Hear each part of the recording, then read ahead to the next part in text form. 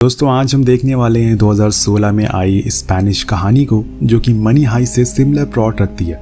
इसमें हमें suspense, thriller और ड्रामा का परफेक्ट कॉम्बिनेशन देखने को मिलता है। कहानी की शुरुआत में हम देखते हैं कि एक बहुत बड़े घर में सारा सामान बिखरा हुआ है। यहाँ हम जैक को देखते हैं जिसके दोनों पैर एक कार एक्सीडेंट में चले गए।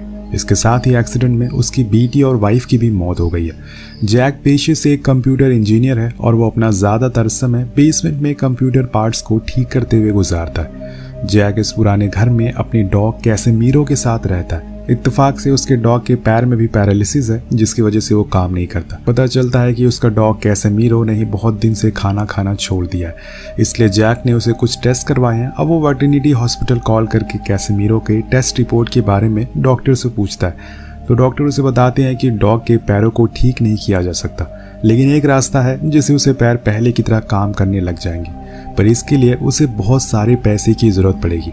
अब जैक के पास इतने पैसे नहीं होते, इसीलिए वो इंटरनेट से देखकर जहर बनाता है और उन्हें अपने डॉग के बिस्किट में डाल देता है। अब वो ऐसा इसलिए करता है ताकि ज़्यादा तबीयत खराब होने पर डॉग को तड़पना ना पड़े और सही समय आने पर वो उसे जहर देकर चैन की मौत सुला दे। थोड़ी देर बाद डोरबेल बजती है और जैक जाकर दरवाज़ा खोलता है तो वहाँ बर्ता और उसकी बेटी साथ खड़ी होती है जिसका नाम था बेटी।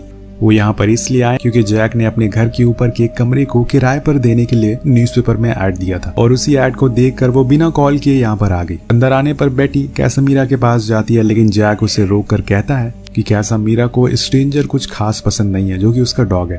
फिर जैक बर्ता को ऊपर वाले कमरा दिखाता है। बर्ता को कमरा बहुत पसंद आता है और वो 1 घंटे के अंदर अपना सामान लेकर वापस आने के लिए कहती है, लेकिन जैक उसे तुरंत शिफ्ट करने के लिए मना करता है। लेकिन बर्ता की जल्दबाजी के आगे वो कुछ कर नहीं पाता। बर्ता के जाने के बाद जैक उन जहर वाले बिस्किट को अलमीरा में रख देता है। अब 1 घंटे बाद वो अपना सारा सामान लेकर वापस आ जाती है और आते ही वो जैक के घर को साफ करने में लग जाती है। हर सामान अपनी जगह रखती है। बर्ता जैक से बात करने की कोशिश करती है, पर जैक को अकेला रहना पसंद है तो वो उसकी बातों पर कुछ ध्यान नहीं देता। लेकिन फिर भी बर्ता उसे बताती है कि वो एक बार डांसर है। यहाँ जैक उसकी बातों को अनसुना करके एलिवेटर से बेसमेंट में जाकर काम करने लगता है। सफाई के दौरान बर्ता को बैंक का एक नोटिस दिखता है जिसमें लिखा हुआ था कि जैक पर $1.5 लाख का कर्ज है। वो समझ जाती है कि जैक परेशानी में। इधर हम जान पाते हैं कि बेटी को हाइड एंड सीक का शौक होता है और बर्ता उसे पूरे घर में ढूंढती है, लेकिन वो कहीं भी दिखाई नहीं देती। इसलिए वो बैकयार्ड में जाती है जहाँ जैक बैठा हुआ था। वो उसे कहता है कि बेटी यहाँ पर नहीं है, लेकिन बर्ता फिर भी उसे बेटी को ढूंढने के लिए आगे जाती है तो उसे जैक की गाड़ी दिखाई देती है। ये वही गाड़ी थी जिसमें जैक की फैमिली का एक्सीडेंट हुआ था।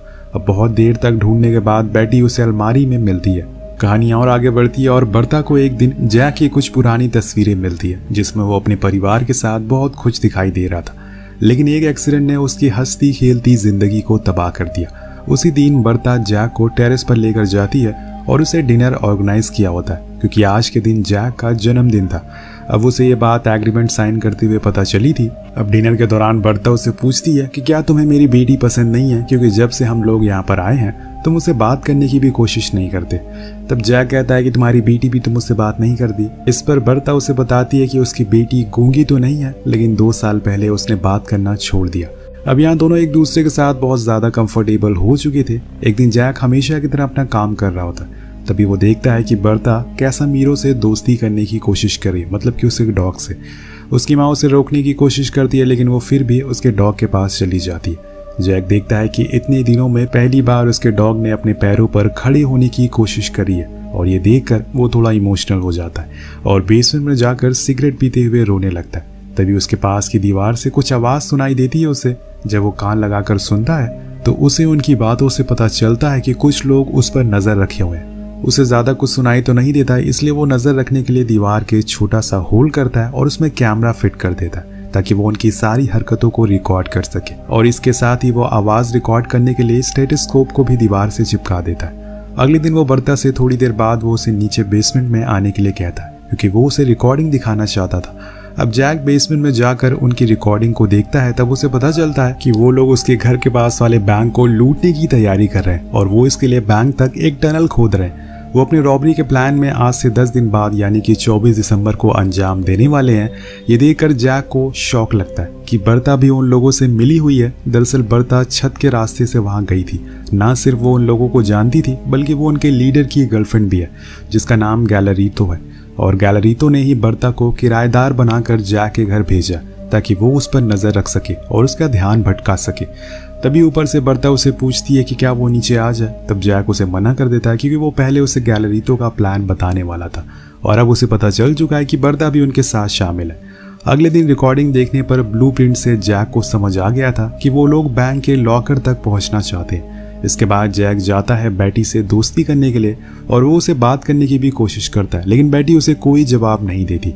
इसी बीच वो देखता है कि बेटी उसके डॉग के कान में कुछ बोल रही है। तब उसे बेटी पर शक होता है और लगता है कि शायद वो ना बोलने का नाटक कर रही है, इसलिए वो सच जानने के लिए अपने डॉग के कॉलर पर माइक लगा देता है। अब जब जैक फिर से रिकॉर्डिंग देखने जाता है तब उसे पता चलता है कि वो लोग व्हील कार्ड के जरिए पैसों को सुरंग से एक जगह से दूसरी जगह शिफ्ट करने वाले हैं। साथ ही वो देखता है कि गैलरीटो को पता चल गया है कि उनका एक आदमी अपनी गर्लफ्रेंड को मैसेज करके प्लान की इंफॉर्मेशन लीक कर रहा है। तब गैलरीटो उस आदमी को बहुत मारता है और फिर उसके सर पर हथौड़ा मारकर उसे मौत की घाट उतार देता है। जब ये नज़ारा जैक देखता है तो वो बहुत ज़्यादा डर जाता है, लेकिन उसकी इतनी हिम्मत नहीं हुई थी कि वो पुलिस को फ़ोन करके कुछ भी बता सके, क्योंकि गैलरीटो के साथ एक पुलिस वाला भी मिला हुआ था जो लाश को ठिकाने लगाने में उसकी मदद कर रहा था।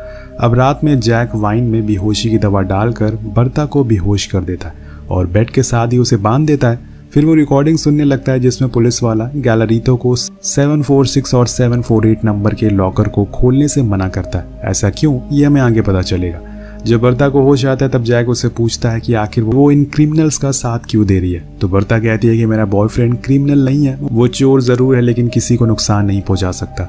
और ये सुनते ही जैक उसे वो वीडियो दिखाता है जिसमें गैलरीतो अपने साथी को जान से मार रहा था। अब बर्ता उसकी असलियत जानकर रोने लगती है, जिसके बाद जैक बेटी को रहने के लिए अपनी बेटी का पुराना कमरा दे देता है। फिर बेसमेंट में जाकर उसे कार्ट व्हील से कुछ पैसे चुराने का प्लान बनाने लगता है। वो जमीन में एक गड्ढा खोदता है ताकि जैसे ही वो कार्ट उसके घर से नीचे से होकर गुजरे वो बीच से ही उसे कुछ पैसे निकाल लेगा। जब जैक बर्ता को अपना प्लान बताता है तो बर्ता उसे करने से मना कर देती है, क्योंकि उसे पूरा विश्वास होता है कि गैलरीतो उसे भी जान से मार देगा। जब जैक वापस से जाकर उनकी बातें सुनता है तो पता चलता है कि वो लोग पैसे के लिए ऊपर से बंद होने वाले डिब्बे का इस्तेमाल करने वाले। मतलब कि अब जैक का ऊपर से पैसे निकालने का प्लान फेल हो गया था। जैक तुरंत अपना प्लान बदल देता है और खोदे हुए गड्ढे से नीचे जाकर टनल में लगे हुए पाइप की नाप लेने लगता है। और जब वो वापस आता है तो उसे बेटी कहीं दिखाई नहीं देती। जब वो अपने मॉनिटर पर देखता है तो पता चलता है कि बेटी टनल के रास्ते से गैलरीटो के बेसमेंट में चली गई है। और जब वहाँ वो आदमी आने लगता है तो बेटी चुपके से कोने में छुप जाती है और एक आदमी की घड़ी चुरा लेती है। यहाँ वो आदमी अपनी घड़ी ढूंढते हुए बेटी तक पहुँचने वाला होता है तब वहाँ गटमैन नाम का एक पुलिस वाला आता है जो उसे लॉकर के नंबर की लिस्ट देता है जो पैसे से भरे हुए हैं, और इसके बदले वो 155 नंबर के लॉकर से कुछ डॉक्यूमेंट लाने के लिए भी कहता है। बेटी वापस घर आने लगती है तो जैक उसे बाहर निकालता है। साथ ही वो बेटी से गैलरीटो के आदमी की घड़ी ले लेता है जो उसने चुराई थी। इसके बाद जब बर्ता के मोबाइल पर गैलरीटो का कॉल आता है तब जैक उसे फोन पर बात करने के लिए कहता है, लेकिन बर्ता बात करने से मना कर देती है और जैक से कहती है कि वो उसकी मदद क्यों करे। तो जैक उसे बहुत बड़ा सीक्रेट बताता है जो उसे कैसेमीरो के कॉलर में माइक से पता चला था। उसमें उसकी बेटी बेटी ने बताया था कि 2 साल पहले गैलरीटो ने उसे गलत तरीके से छूने की कोशिश करी और जब भी बर्ता उसके आसपास नहीं होती थी तो गैलरीटो उसके साथ गलत काम करता था। अब इस सदमे से बेटी ने बोलना बंद कर दिया और वो हर वक्त गैलरीटो से डर के घर के अलग अलग कोने में छुपने लगी। अब ये सब जानकर बर्ता पूरी तरह से शॉक हो जाती है और गैलरीटो से नफरत करने लगती है और जैक के प्लान में शामिल भी हो जाती है। इसलिए वो गैलरीटो से नॉर्मल वे में बात करती है ताकि उसे शक न हो।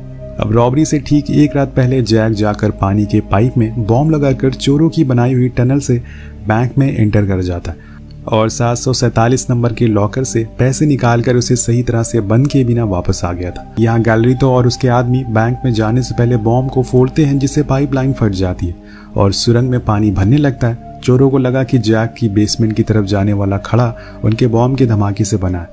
सभी चोर बैंक में जाकर लॉकर को खाली करके वापस आने लगते हैं, लेकिन तब तक टनल में बहुत ज्यादा पानी भर चुका था। गैलरीटो का भाई और उसका पार्टनर अपने आदमियों की मदद करने की बजाय उनसे पैसे लेकर भागने लगा। उधर ज्यादा पानी की वजह से 2 आदमी भागकर बैंक में चले जाते हैं और गैलरीटो की टीम में से एक लड़की बीच में ही फंस जाती है और मदद के लिए आवाज लगाने लगती है, लेकिन कोई भी उसकी मदद करने के लिए नहीं आता।